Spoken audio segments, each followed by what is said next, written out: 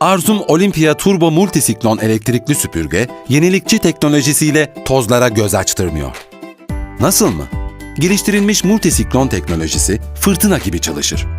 İçerideki 15 siklon ünitesi hava akımı oluşturarak bunu etkin biçimde yönetir. Böylece çekilen tozlar %99.8 oranında ayrıştırılarak tozların tamamına yakını hazneye hapsedilir. HEPA 13 filtresi bu sayede daha az kirlenir ve daha az tıkanır. Emiş gücünden asla kaybetmeden ilk günkü gücünü taşıyan performansını sergilemeye devam eder. Olympia Turbo'daki geliştirilmiş HEPA 13 filtresi, tozları %99.99 hapsederek ultra temiz hava çıkışı sunar.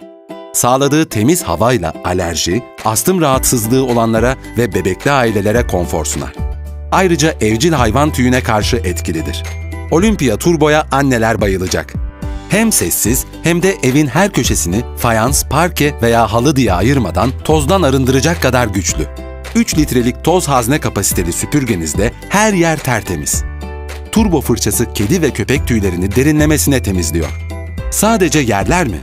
Aparatlarıyla lamba üstü kenarlar, köşeler ve hatta tavanlara yetişiyor. Arzum Olympia Turbo'nun temizliği de pratik. Toz kabını, siklon ünitesini ve filtreleri iyice kurutmak şartıyla yıkayabilirsiniz. HEPA 13 filtresi kirlendiğinde bir poşet içinde silkelenip yeniden takılması yeterli olacaktır. Ayrıca 9 metrelik erişim uzunluğunu evinizin istediğiniz köşesine taşıyın, Olympia Turbo'yla tozlara göz açtırmayın. Temizlik ürünlerinde en iyi teknolojiyi sunan Arzum, en yenilikçi ürünleriyle sizlerin hayatını kolaylaştırmaya devam ediyor. Üstelik Arzum'da tüm ürünler 3 yıl garanti altında.